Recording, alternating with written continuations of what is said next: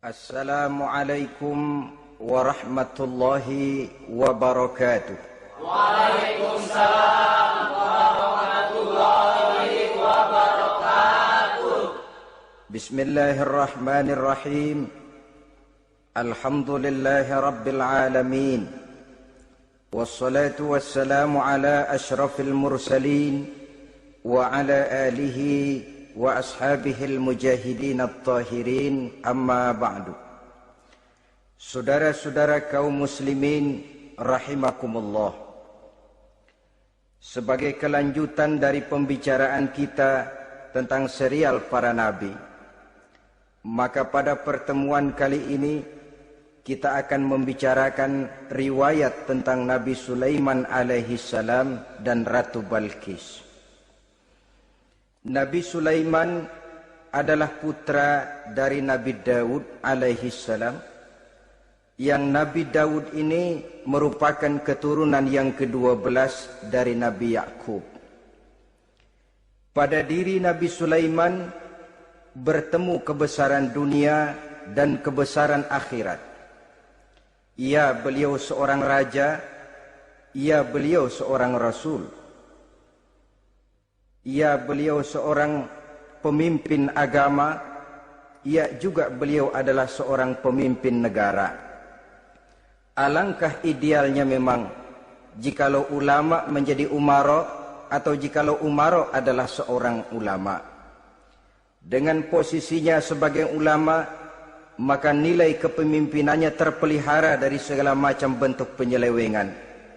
Dan dengan kedudukannya sebagai umara, dia akan lebih efektif memberikan komando kepada rakyatnya untuk hidup melaksanakan perintah-perintah Allah. Tetapi oleh karena orang yang sekaligus jadi ulama dan umara termasuk jenis makhluk langka, maka agama hanya akan memberikan pesan agar yang bernama ulama dan umara saling bekerja sama untuk kemaslahatan dan kemanfaatan rakyat. Ulama adalah ulama, umara adalah umara. Jikalau keduanya bisa berjalan dan berdampingan dengan baik, rakyat akan jadi nikmat. Tapi kalau keduanya centang perenang, tentu rakyat akan jadi kiamat adanya. Ma'asyiral muslimin rahimakumullah. Mengapa figur Nabi Sulaiman adalah figur yang bertumpu kebesaran dunia dan akhirat? Kita lihat dari sejarah bahwa Allah memberikan mukjizat kepada para rasulnya biasanya sesuai dengan kecenderungan umat yang dihadapi pada waktu itu. Umat yang dihadapi Nabi Musa alaihi salam adalah umat yang senang kepada kegagahan, suka kepada bentuk badan yang kuat. Oleh karenanya mukjizat yang diberikan Allah kepada Nabi Musa berupa kekuatan baik tongkat maupun tenaganya. Sebaliknya, umat di zaman Nabi Isa alaihi salam cenderung berbangga dengan kemahirannya di bidang ilmu kedokteran dan ketabiban. Maka mukjizat yang diberikan Allah kepada Nabi Isa adalah mukjizat yang bisa mengatasi semua itu, sehingga Nabi Isa dengan izin Allah bisa menyembuhkan orang yang kena penyakit kusta, belang, bahkan sampai bisa menghidupkan orang mati dengan izin Allah. Di zaman Nabi Muhammad sallallahu alaihi wasallam, kecenderungan umat kepada kemampuan bersyair, sehingga ketika itu yang dihargai adalah ujung tombak dan ujung pena. Ujung tombak dalam arti pahlawan perang, dan ujung pena dalam arti seniman dan penyair. Maka di antara mukjizat terbesar yang diberikan kepada Nabi adalah Al-Quranul Karim, yang keindahan gaya bahasanya tidak seorang penyair pun sanggup menandinginya. Di zaman Nabi Sulaiman alaihi salam, kebesaran dan kemegahan dunia, kekuatan dan kejayaan menjadi ukuran.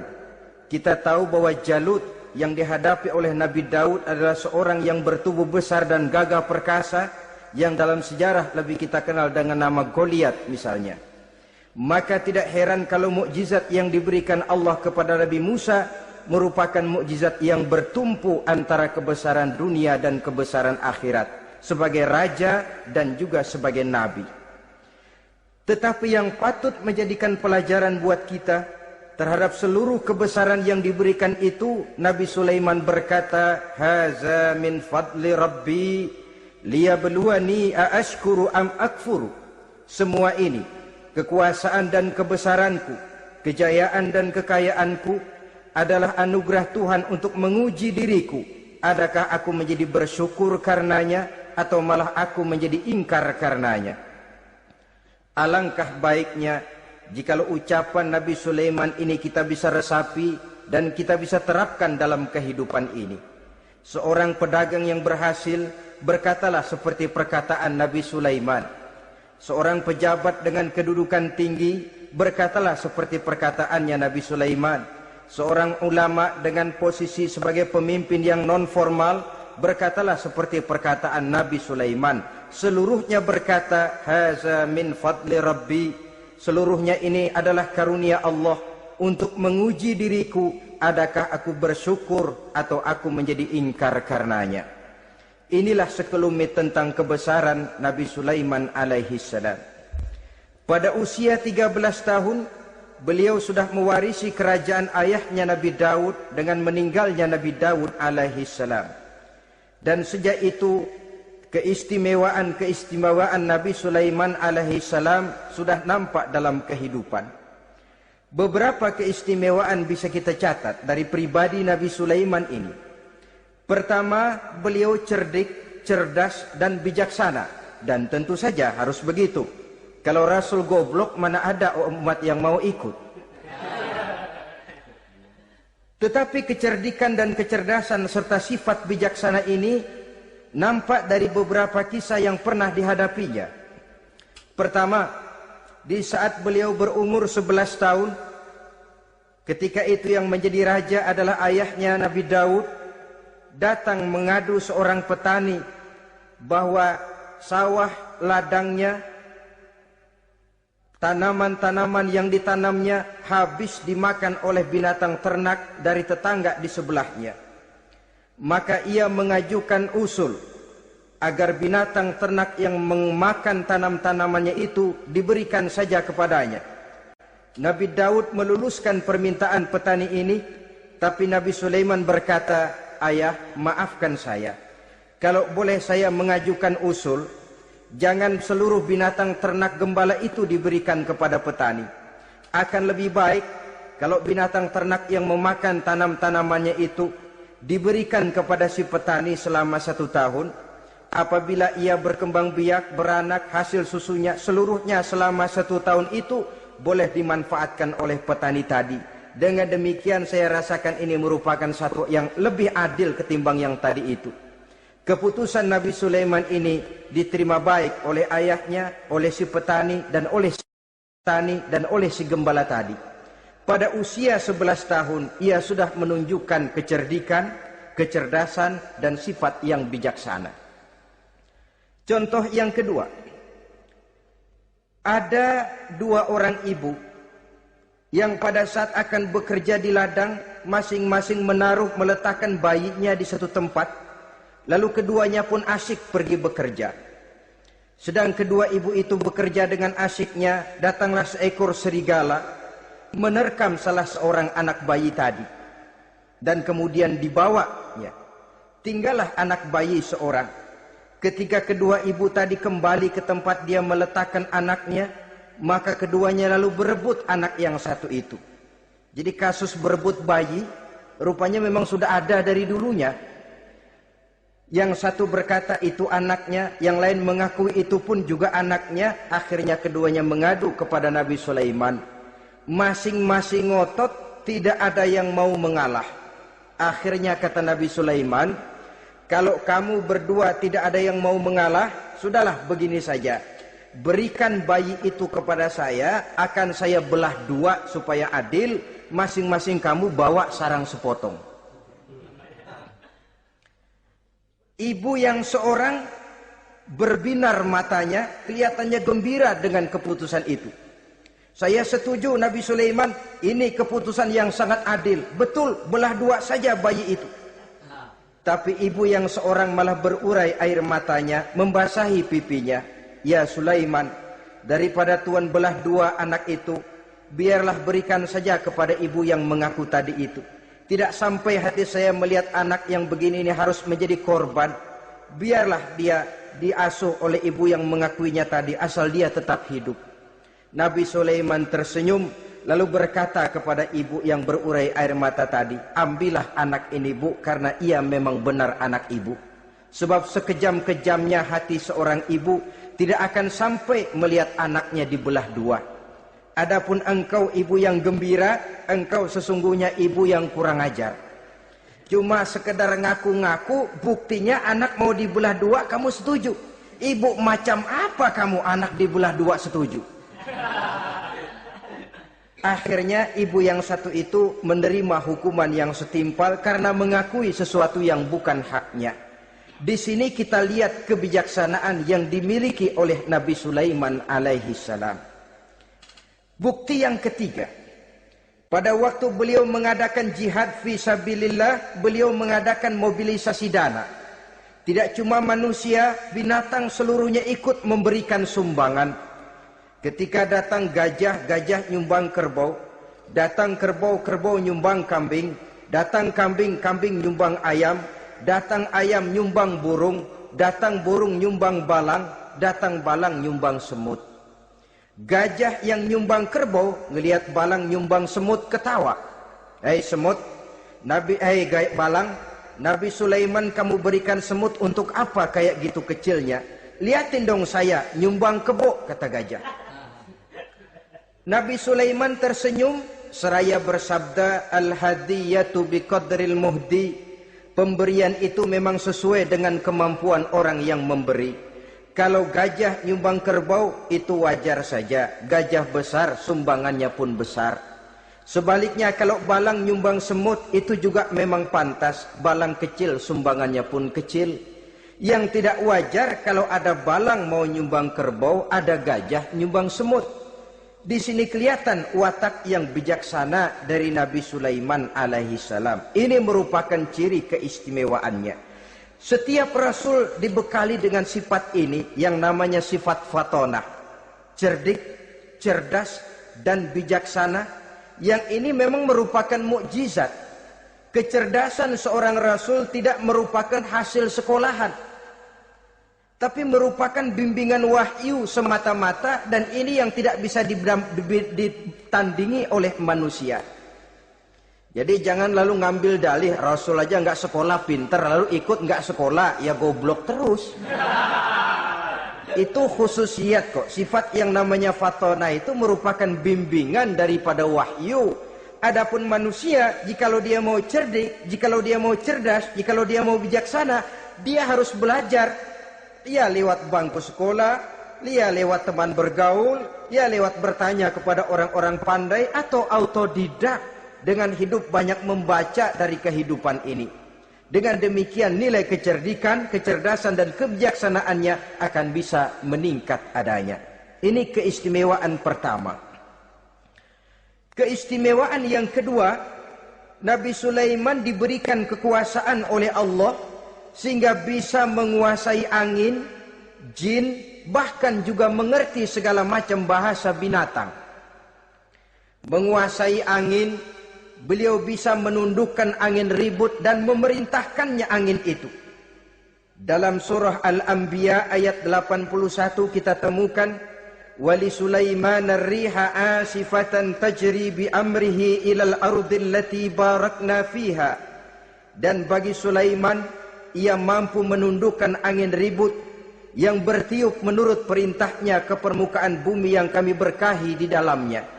Menguasai angin, barangkali istilah sekarangnya memahami betul meteorologi. Itu sebabnya mukjizat hanya diberikan kepada Rasul. Orang yang jiwanya sudah stabil. Coba kalau potongan kita diberikan keistimewaan bisa ngatur angin, Saban Sari main angin. Gak boleh ada orang kita keselin. Kesel sama orang, undang angin, hantam saja. Maka mukjizat semacam ini hanya diberikan kepada orang yang jiwanya sudah stabil.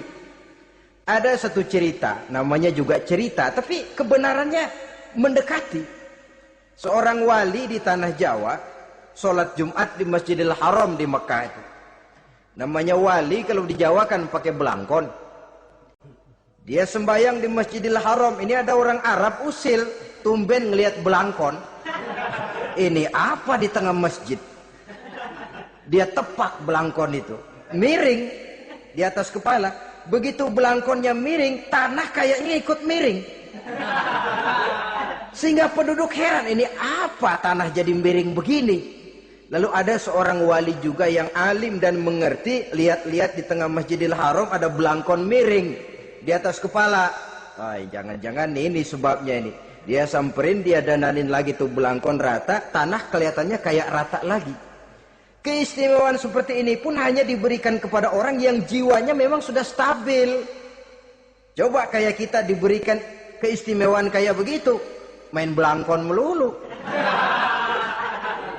Saudara-saudara kaum muslimin rahimakumullah, juga bisa menguasai jin, memerintahkan jin, dan juga mengerti segala macam bahasa binatang. Kita bisa lihat dalam surah As-Saba ayat 12 misalnya. Demikian juga tentang mengerti bahasa binatang. Pada satu hari Nabi Sulaiman dan bala tentaranya lewat di satu lembah. Lembah itu kebetulan lembah semut. Ketika mereka lewat di lembah itu, Raja Semut lihat dari kejauhan, dia pidato kepada rakyatnya para semut itu. Apa katanya? Ya ayyuhan namlu dukhulu masakinakum, la yahtimannakum Sulaiman wa junuduh wa hum la yash'urun.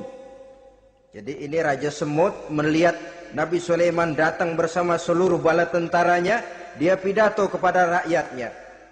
Saudara-saudaraku rakyat semut, di mana saja suara saya bisa didengar. Perhatikan, lembah itu kebetulan lembah semut. Ketika mereka lewat di lembah itu, Raja Semut lihat dari kejauhan, dia pidato kepada rakyatnya para semut itu. Apa katanya? Ya ayyuhan namlu dukhulu masakinakum, la yahtimannakum Sulaiman wa junuduh wa hum la yash'urun. Jadi ini Raja Semut melihat Nabi Sulaiman datang bersama seluruh bala tentaranya, dia pidato kepada rakyatnya.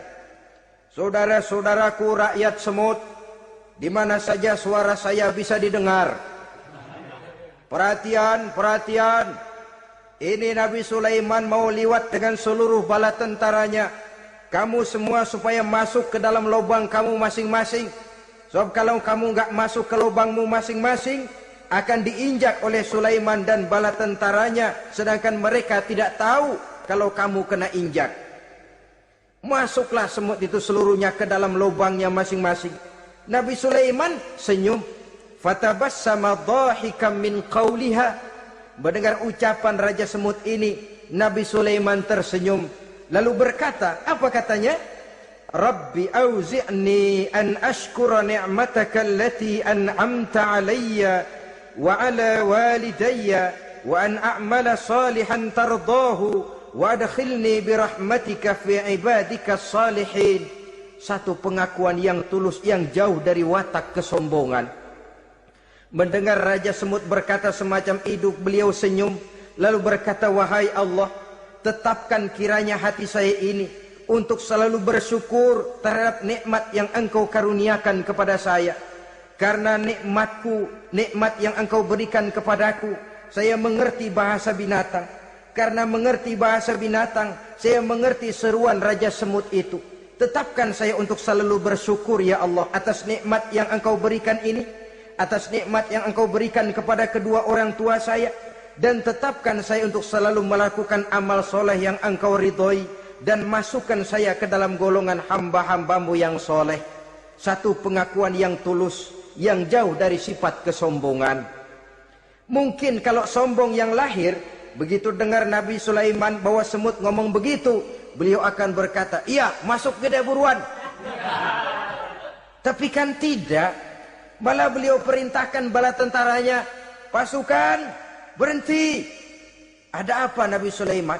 Di depan kita ada kerajaan semut. Mereka lagi kocar-kacir masuk ke sarangnya masing-masing. Tunggu sampai mereka masuk dan kita bisa lewat dengan aman tanpa harus menginjak-injak mereka. Bala tentaranya di stop dan berhenti. Ternyata kebesarannya tidak menyebabkan ia lalu memandang remeh sampai kepada makhluk yang bernama semut sekalipun.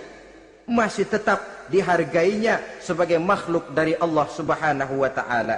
Sesuatu yang perlu menjadi contoh kita semua. Sebab orang bilang kadang kacang sering lupa akan kulitnya. Kadang posisi kita yang tinggi menyebabkan kita lupa dari mana kita berasal. Kadang harta yang kita miliki menyebabkan kita lengah dari mana kita datang. Akhirnya yang timbul adalah sifat sombong dan angkuh. Ibarat kata orang, kacang lupa dengan lanjarannya. Ma'asyiral muslimin rahimakumullah. Ini kebesaran dan keistimewaan yang diberikan Allah kepada Nabi Sulaiman alaihi salam.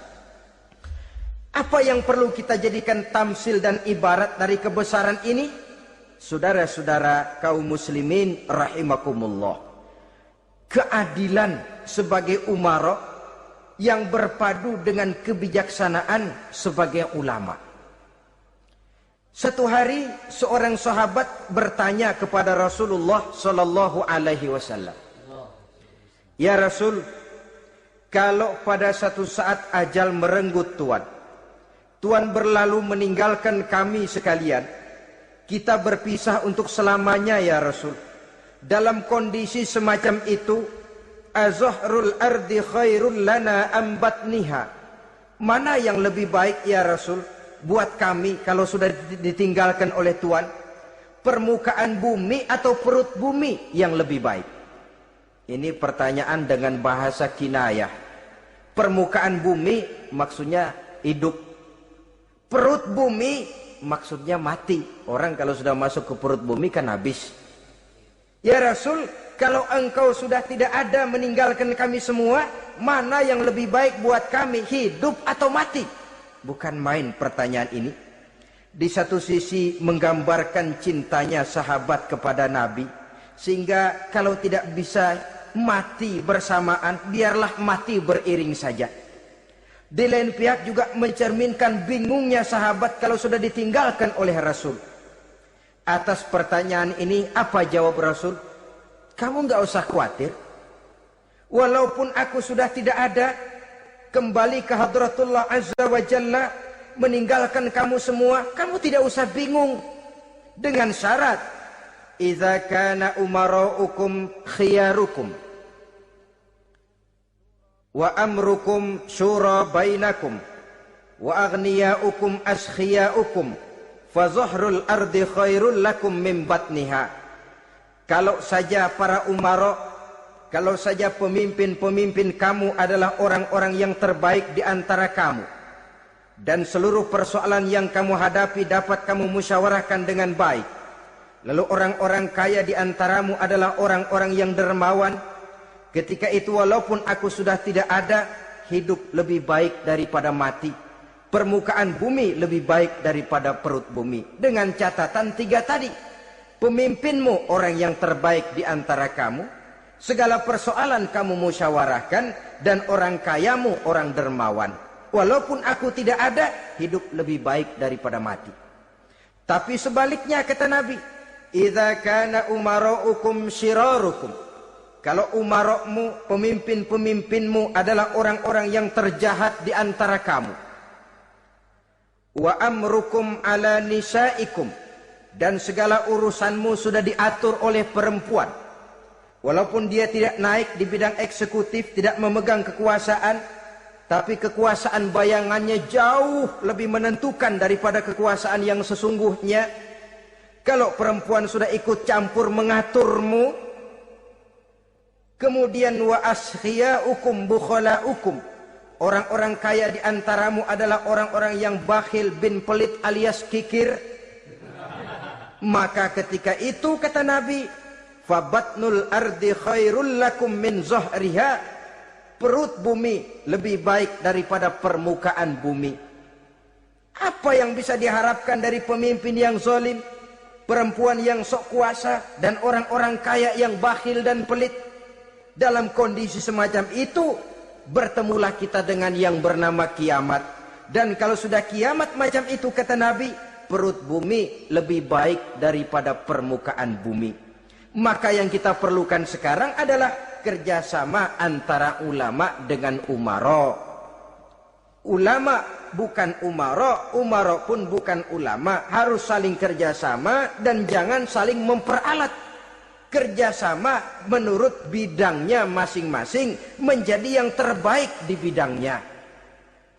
Jangan sudah jadi kiai karena ingin berpartisipasi aktif lalu pindah jadi pemborong jembatan. Tidak sadar akan profesinya. Dan orang lalu tidak bisa berkata, apaan kiai mubalik bisanya cuma ngomong saja. Sekarang kan zaman pembangunan perlu karya nyata.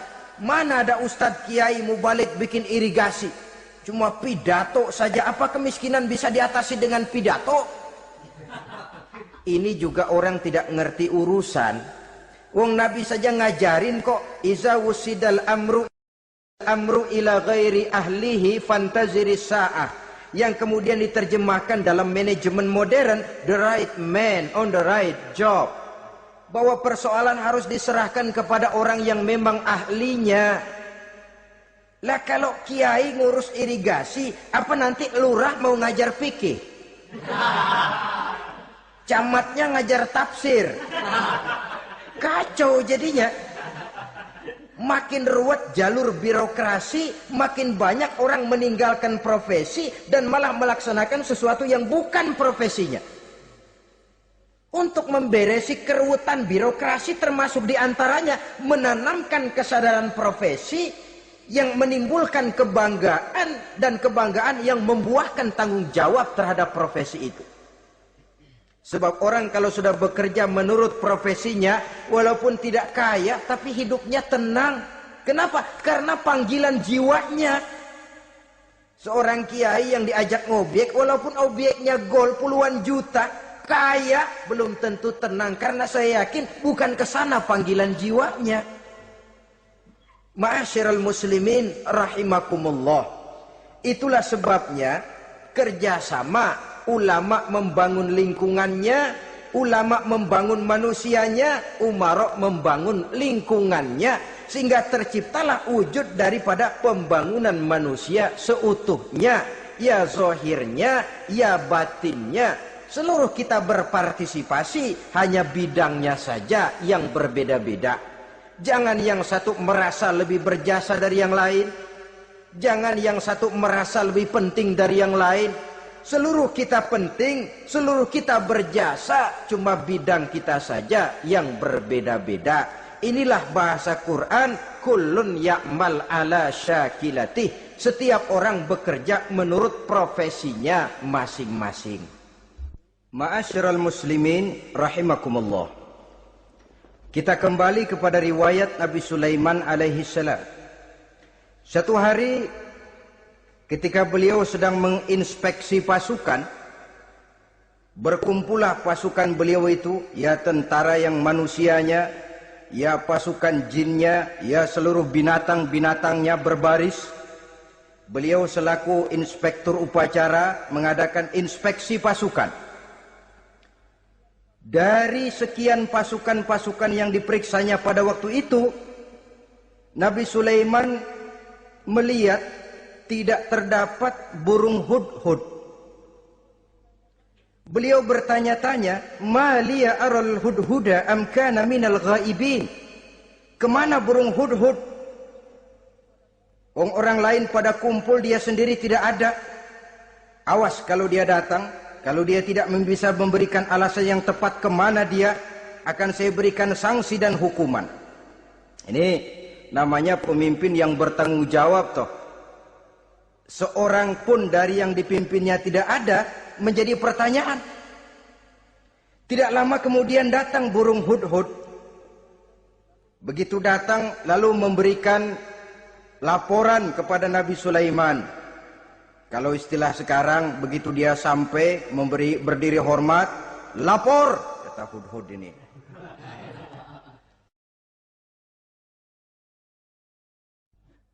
Bagaimana Hudhud? Maaf Tuan Raja, saya terlambat. Iya, kenapa terlambat? Patroli Tuan Raja. Kemana saja kamu patroli? Keliling. Lalu apa hasilnya? Inni wajadtu imra'atan tamlikuhum wa utiyat min kulli syai'in wa laha 'arsyun 'azim. Saya baru patroli ke satu negara yang bernama Sabah, Tuan Raja. Sabah, saudara tahu Sabah? Di mana itu? Dekat ibu kota Yaman sekarang. Di sana Tuan Raja, kata Hudhud ini, wajadtu imra'atan tamlikuhum. Yang jadi raja perempuan. Kalau Tuan raja besar, Tuan orang laki. Ayah Tuan raja besar Nabi Daud laki. Ini mah model Tuan Raja. Orangnya rajanya raja besar tapi perempuan. Tumben saya ngelihat ada raja perempuan. Kerajaannya begitu besar. Begitu. Iya. Lalu dia jadi raja bagaimana? Dia mewarisi kerajaan ayahnya Sri Baginda Raja Syarahil. Ketika ayahnya wafat dia naik.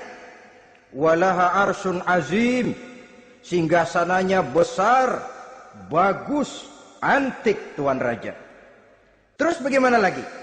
Wajadtuha wa qaumaha yasjuduna lisyamsi min dunillah. Yang jadi pikiran saya Tuan Raja, dengan kekuasaan yang besar, mereka itu seluruhnya, seluruh bala tentaranya dan kaumnya, yasjuduna lisyamsi, mereka menyembah matahari, bukan menyembah Allah. Mendengar ini Nabi Sulaiman tergerak hatinya. Waktu mendengar rajanya perempuan, kekuasaannya besar, belum tergerak. Tapi ketika sampai kepada yasjuduna lisyamsi, mereka sujud kepada matahari, di situ pribadi seorang rasulnya tergerak. Siapa nama ratu itu? Namanya Ratu Balkis Tuan Raja. Begini Hudhud, laporan kamu saya terima. Alasan kamu datang terlambat bisa dipertanggungjawabkan. Kamu tidak kena hukuman. Cuma begini saja Hudhud, karena kamu yang laporan, kamu yang tahu lokasi negaranya, kamu yang harus melaksanakan tugas ini. Apa Tuan Raja? Idhab bi kitabi hadza fa'alqih ilaihim. Kamu berangkat lagi ke negeri Sabah, bawa surat saya, berikan kepada mereka. Thumma tawalla anhum, kemudian kamu berpaling dari mereka, tapi jangan pulang. Fanzur madza yarji'un, lihat apa reaksi mereka setelah menerima surat ini. Baik Tuan Raja, baik. Nabi Sulaiman menulis sepucuk surat kepada Ratu Balkis. Dan surat itu dibawa oleh burung Hudhud tadi. Terbanglah si burung Hudhud ini ke negeri Sabah, masuk ke istana Ratu Balkis, dan surat itu jatuh di kamar Ratu Balkis. Diambil surat tadi, kemudian dibaca. Apa isi suratnya? Innahu min Sulaiman, wa innahu bismillahirrahmanirrahim. Alla ta'lu alayya wa'tuni muslimin. Surat ini dari Sulaiman. Bismillahirrahmanirrahim. Jangan kamu merasa lebih tinggi dari aku. Datanglah kepadaku dan masuk ke dalam agama Islam. Suratnya singkat, padat, ultimatum. Jadi enggak pakai bahasa kembang, enggak pakai bahasa basi, langsung kepada isi. Surat ini dari Sulaiman. Bismillahirrahmanirrahim. Jangan kamu merasa lebih tinggi dari aku. Datanglah kepadaku dan masuklah ke dalam agama Islam. Ini yang disebut dakwah langsung tanpa pakai kembang. Saudara-saudara, menerima surat semacam ini, Ratu Balkis lalu ngumpulin para pembantu kerajaan, aparat pemerintah lah zaman sekarang. Termasuk menteri-menteri dipanggil sidang darurat di istana Ratu Balkis. membahas datangnya surat dari Nabi Sulaiman alaihissalam.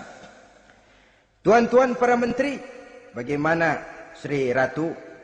Saya dapat surat. Dari mana? Dari Sulaiman. Katanya apa? Jangan kamu merasa lebih hebat dan lebih tinggi dariku. Datanglah kemari dan masuklah ke dalam agama Islam. Menurut pendapat tuan-tuan menteri, bagaimana surat ini? Apa kita penuhin permintaannya? Kita datang rame-rame masuk Islam? Oh, kata menteri, jangan dulu tuanku. Gengsi dong. Kita ini kan kerajaan besar. Tentara kita gagah. Masa mau menyerah tanpa syarat? Ini kan kerajaan besar. Tentara kita gagah. Masa mau menyerah tanpa syarat? Soal nanti kita kalah atau menang itu soal lain, Tuan Perdana Menteri, Tuan Ratu. Tapi bahwa kita punya harga diri itu harus kita tunjukkan lebih dulu. Jadi menurut Tuan Menteri bagaimana? Kami sih nunggu komando Tuan Putri saja. Artinya kalau boleh perang saja. Cuma mau duluin takut dikira nyelongcong. Kami sih gimana komando Tuan Ratu saja. Tuan komandokan berangkat, kami segera berangkat. Terserah Tuan Putri, kami seluruhnya loyal, taat dan setia menunggu titah dari Sri Paduka Ratu. Terima kasih para menteriku. Soal kesetiaanmu saya tidak meragukan. Tapi perang dimanapun selalu membawa kerugian. Kita menang rugi, tentu jatuh korban. Apalagi kalau kita kalah.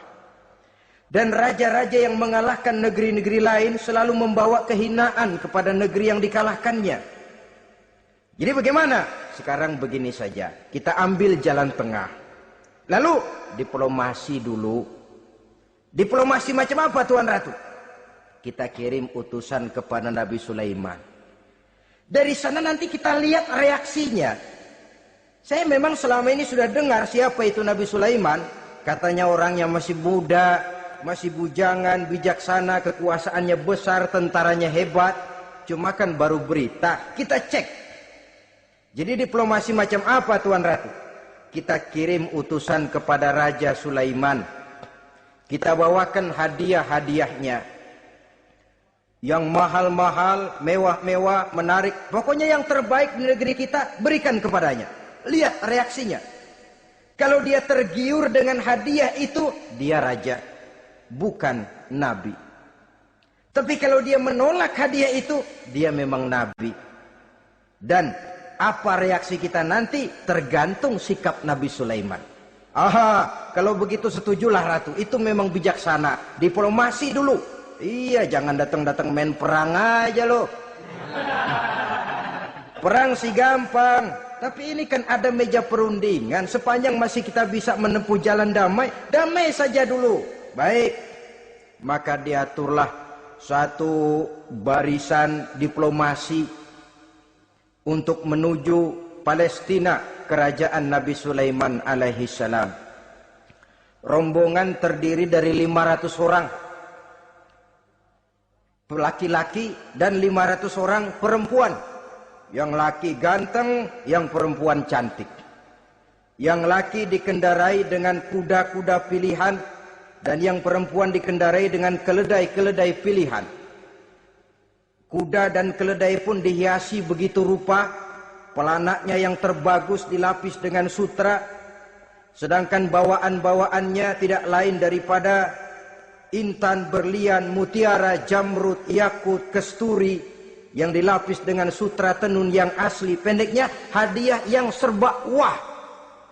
Dan rombongan ini dipimpin oleh seorang diplomat ulung dari negeri Sabah bernama Munzir bin Amru. Ini ahli diplomasi dari negeri Sabah. Dipesanlah oleh Ratu Balkis, kalau datang nanti kamu ke negeri Sulaiman, sikapmu harus begini, begini, dan segala macam. Ditatar dulu. Sebab ini mau diplomasi tingkat tinggi. Baik, Sri Ratu. Nah, sudah mendengar perundingan ini, burung hudhud pulang ke ke negeri Nabi Sulaiman. Apel lagi, lapor Tuan Raja, bagaimana Hudhud? Sikapnya mereka akan mengutus utusan dengan membawa berbagai macam hadiah untuk datang ke negeri kita. Baik. Nabi Sulaiman kumpulkan tentaranya, terutama para jin. Hei tentaraku, khususnya kalian para jin, akan datang rombongan tamu besar ke negeri kita. Maka mulai saat ini saya komandokan, kamu bangun satu istana yang megah, yang belum pernah ada dalam waktu yang relatif singkat. Dan lantai daripada istana itu harus dilapisi dengan kaca-kaca tebal yang bening, bawahnya diisi dengan air, diisi dengan ikan-ikan hias yang indah-indah. Baik Tuan Raja. Maka tentara Nabi Sulaiman, sejak manusia sampai binatang sampai jin, semuanya kerja bakti membangun istana yang megah. Sehingga sebelum rombongan kerajaan Sabah ini sampai, istana sudah selesai. Mereka masuk ke dalam istana Nabi Sulaiman. Begitu melihat lantainya gemerlapan air, masing-masing pada ngangkat kain. Takut kainnya basah. Waduh, ini istana kebanjiran begini pikiran. Kata Nabi Sulaiman, nggak usah diangkat kainnya, nggak usah. Ini dilapis kaca, cuma bawahnya memang kolam. Kolamnya berisi ikan. Oh, bengong. Bengong aja pada melongo mulutnya. Saudara-saudara, jadi persis orang yang tinggal di puncak gunung datang ke tengah-tengah kota. Kan noraknya minta ampun. Apaan aja ditunjuk. Apaan aja dilihat, apaan aja ditunjuk. Ini ya, itu ya, wah. Wah, sudah semuanya serba wah. Jadi kalau istilah tingkat diplomasinya, mereka sudah kalah mental. Dan itu sudah kemenangan pertama dari Nabi Sulaiman. Sudah shock. Mereka merasa negeri Sabah kaya, luar biasa, hebat. Begitu datang ke negeri Sulaiman, mereka jadi orang norak kayaknya. Sudah kumpul, nah selamat datang tuan-tuan ke negeri kami. Ada pesan apa? Majulah Munzir bin Amru. Tuan Sulaiman, bagaimana? Kami diutus oleh Sri Baginda Ratu Balkis untuk menyampaikan hadiah-hadiah yang kami bawa ini.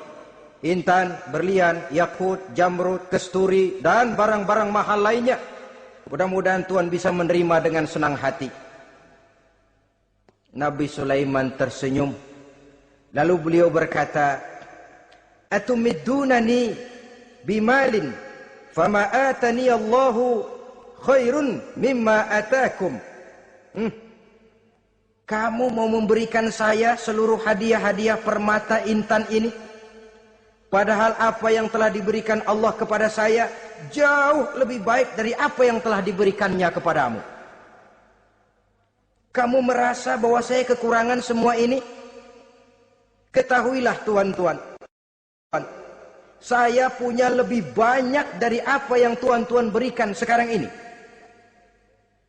Irja' ilaihim, bawa pulang kembali seluruh hadiah ini. Sampaikan salam saya kepada ratumu, Ratu Balkis.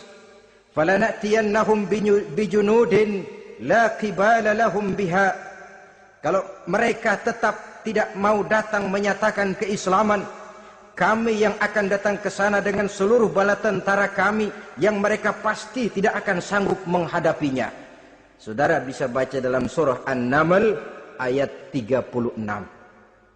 Saudara hadirin ma'asyiral muslimin rahimakumullah. Kalau orang sudah silau dengan yang namanya upeti, hadiah, harta, secara mental dia sudah jatuh. Andai kata ketika itu Nabi Sulaiman menerima seluruh hadiah tadi, maka misi kerasulannya tidak akan jalan. wibawanya hancur, dan dia tidak akan sanggup lagi mendakwahkan Ratu Balkis untuk masuk ke dalam agama Islam. Dia akan jadi cemoohan di negeri Sabah. Sulaiman ngomong aja dikasih hadiah telap. Nah, ternyata ada yang lebih mahal dari harta, ada yang lebih mahal dari intan dan mutiara, ada yang lebih mahal dari pangkat dan kedudukan. Apa dia? Harga diri. Dan itu yang langka sekarang ini. Lebih baik jalan kaki tapi kita bebas mendongakkan kepala kemanapun kita mau, daripada naik mobil empuk tapi mata nunduk saja nggak berani lihat ke atas. Kehilangan harga diri. Ulama yang kehilangan harga diri akan menyelewengkan ayat. Pejabat yang kehilangan harga diri akan melakukan segala macam penyelewengan dan lain sebagainya. Harga diri sesuatu yang mahal, terutama di kota-kota besar, kota-kota yang menyandang gelar metropolitan. Biasanya harga diri ini sudah tidak dihiraukan orang lagi. Cuma untuk uang yang relatif kecil, cuma untuk kedudukan yang temporer, orang tidak segan-segan mengorbankan sesuatu yang paling mahal yang bernama harga diri. Akhirnya suap merajalela, sogok menjadi-jadi, semir pun menjamur. Bahkan malah kadang-kadang jadi target. Sehingga ada pernah berita jabatan wakil gubernur katanya dikomersilkan.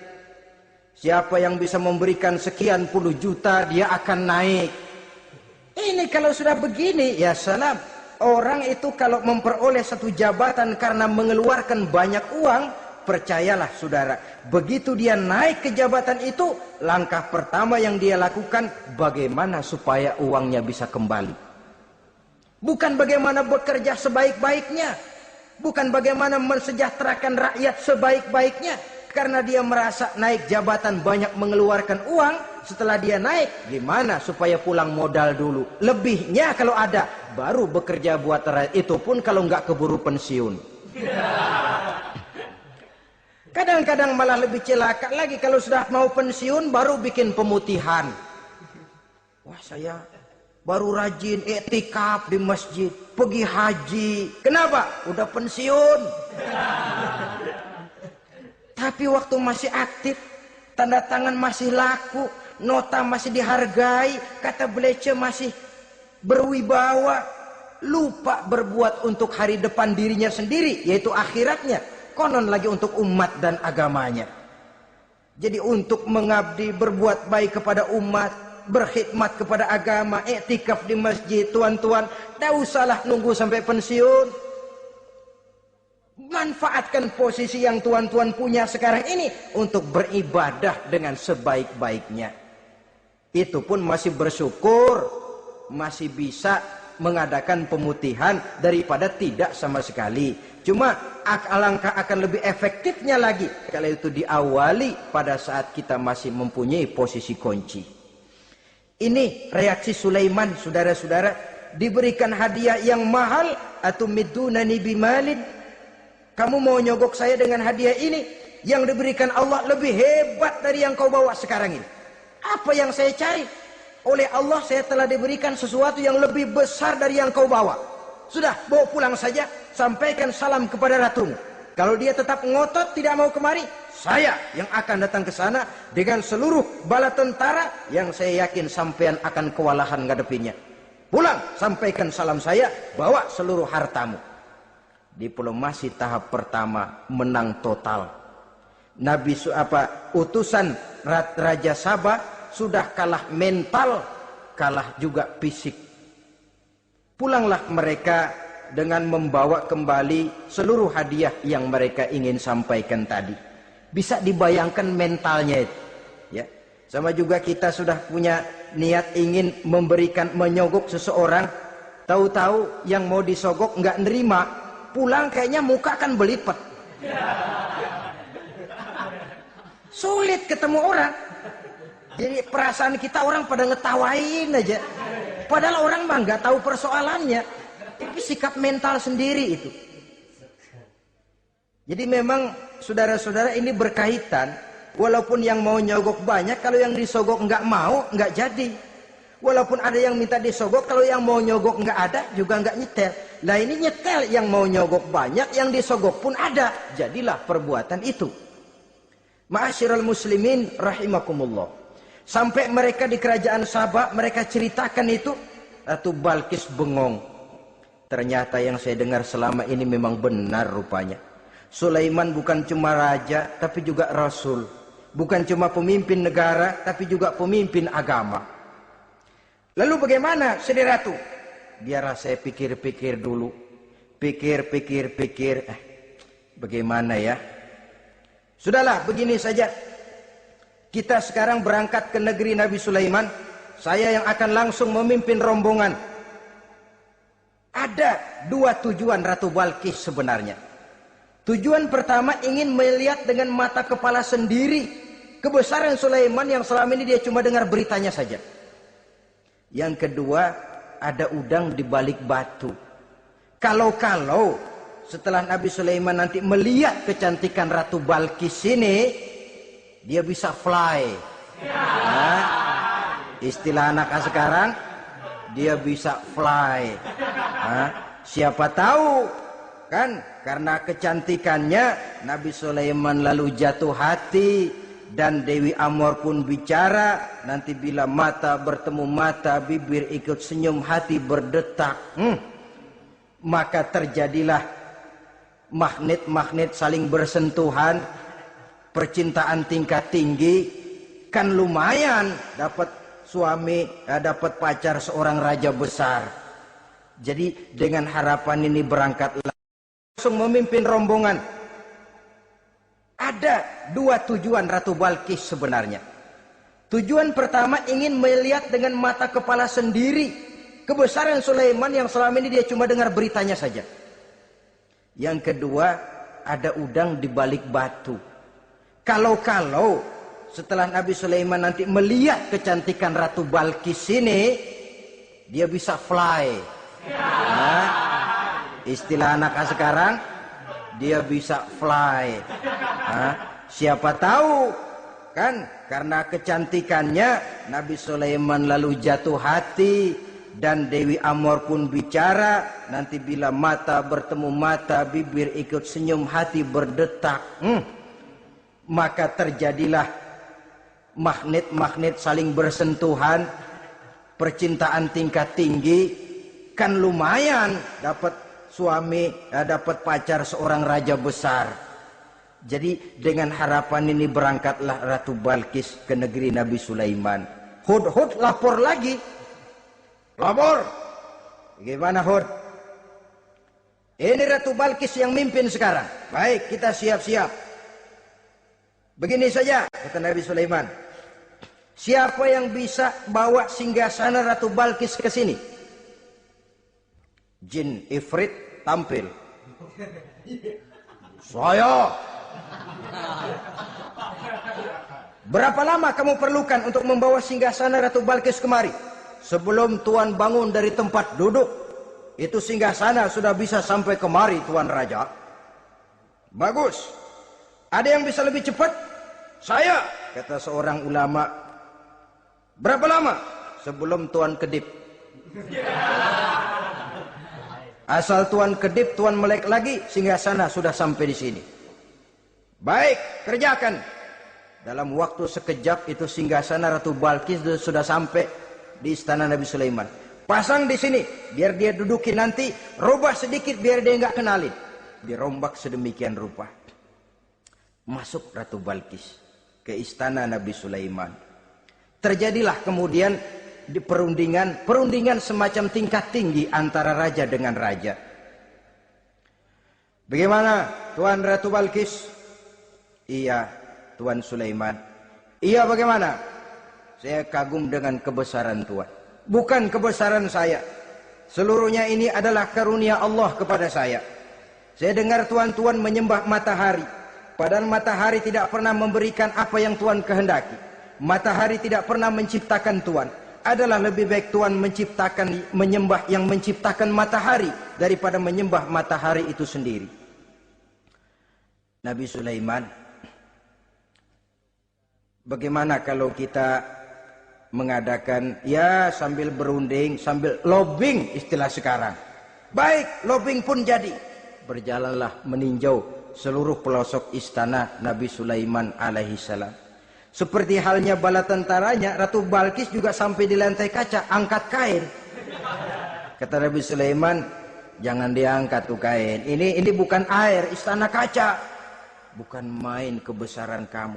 Melihat begitu kebesaran Nabi Sulaiman, Ratu Balkis yang niatnya sementara mau melontarkan diplomasi asmara, lupa. Lalu apa katanya? Rabbi inni zolamtu nafsi. Ya Allah, selama ini saya benar-benar telah zolim kepada diri saya. Begitu banyak nikmat yang engkau berikan kepada saya. Saya jadi ratu dengan kekuasaan yang besar, mewarisi kebesaran ayah. Dengan kerajaan dan bala tentara yang gagah perkasa. Bukan saya bersyukur kepadamu, malah saya menyembah matahari. Inni zolamtu nafsi. Sungguh saya telah zalim kepada diri saya. Maka mulai sejak saat ini, aslamtu ma'a Sulaiman lillahi rabbil alamin. Mulai sejak saat ini ya Allah, saya nyatakan diri, saya masuk Islam, bertuhankan Allah Rabbul Alamin. Saya tunduk kepada Nabi Sulaiman alaihi salam. Masuk Islam sebelum diplomasi asmaranya melayang, saudara-saudara. Sudah masuk Islam? Sudah. Nah, Ratu Balkis sekarang bagaimana? Ya Nabi Sulaiman, kalau saya masuk Islam, apakah kerajaan saya akan tunduk dan diatur oleh kerajaan Tuhan? Tidak. Kamu persilahkan pulang ke kerajaanmu. Atur negerimu menurut cara yang kamu mau, asal sesuai dengan perintah Allah. Saya bukan penjajah. Saya cuma mengajak kamu ke dalam Islam. Saya tidak ingin meluaskan wilayah saya. Asal kamu sudah masuk Islam, tugas sudah saya jalankan. Perkara kerajaanmu, kau pulang, kau atur dan kau tetap jadi raja. Jangan merasa kalau sudah masuk Islam lalu kerajaanmu saya caplok. Islam bukan penjajah, Ratu Balkis. Baiklah Nabi Sulaiman, saya tahu. Tapi untuk melanggengkan kerjasama antara kerajaan Sabak dengan kerajaan Tuhan, caranya bagaimana? Mulai ngojok-ngojok. Dia nggak bilang lu demen aja deh sama gue. Enggak. Cuma untuk jangka panjangnya Sulaiman, supaya kita tetap bisa kerjasama, caranya bagaimana? Ya supaya kerajaan berumur panjang, kau harus punya keturunan, kata Nabi Sulaiman. Itu kan berarti saya harus nikah. Memang. Tapi saya ratu. Suami saya kan paling kurang juga harus maharaja, sahansah. Ya sebenarnya sih cuma dia nggak bilang aja. Di kerajaan gue nggak ada yang setimpal, gue maunya sama elo. Itu kalau bahasa kita, cuma ini kan bahasa perempuan. Perempuan kan paling pinter nahan perasaan. Nggak kayak orang laki. Orang laki kalau lagi mabok cinta teler. Sama siapa aja dia cerita. Gue kan lagi demen sama si Ano. Lain sama perempuan, dia paling bisa jaga perasaan. Saya kalau begitu, saya harus kawin dengan maharaja. Ya kamu tinggal pilih saja, kata Nabi Sulaiman. Nabi Sulaiman, ini Perdana Menteri udah pada mesem-mesem, udah paham ke arah mana maksudnya. Bagaimana kalau kita kukuhkan saja dua kerajaan ini, Nabi Sulaiman? Saya pun setuju kalau itu kamu punya mau. Wah, ini Perdana Menteri takbir semua. Allahu Akbar, Alhamdulillah, Alhamdulillah. Sampai akhirnya Nabi Sulaiman pun menikah dengan Ratu Balkis. Bergabunglah dua kerajaan besar itu. Saudara-saudara kaum muslimin rahimakumullah. Kemudian setelah bertahun Nabi Sulaiman wafat. Tidak seorang pun tahu karena beliau wafat sedang pegangan tongkat. Ketika tongkat dimakanin rayap, rapuh, baru beliau jatuh. Orang tahu kalau Nabi Sulaiman sudah wafat. Menurut riwayat, beliau wafat itu sedang sholat. Karena sholat Nabi Sulaiman cuma diri saja. Tidak pakai ruku dan sujud. Menurut riwayat lain, beliau sedang memandori jin dan tentaranya yang sedang kerja. Begitulah wafat beliau, kita bisa baca dalam surah Saba ayat ke-14. Setelah beliau wafat, Palestina diserbu oleh Raja Bukhtanasor atau Raja Nebukadnezar. Seluruh kebesaran Sulaiman di bumi hanguskan, istananya dihancurkan, intan permata dan kekayaan beliau dirampok. dan tinggallah kebesaran Sulaiman cuma legenda saja yang kita kenal dengan istilah Haikal Sulaiman. Legenda, riwayat-riwayat yang sampai sekarang ini masih bisa kita telusuri kebenarannya. Saudara-saudara, inilah pertemuan yang singkat ini, walaupun serba singkat, mudah-mudahan ada manfaatnya. Dengan kesimpulan, seluruh anugerah yang ada pada kita hakikatnya karunia Allah. Marilah kita menjadi orang yang pandai bersyukur atas anugerah itu. Terima kasih atas segala perhatian, mohon maaf atas segala kekurangan. Usikum wa nafsi bitaqwallah. Wassalamualaikum warahmatullahi wabarakatuh.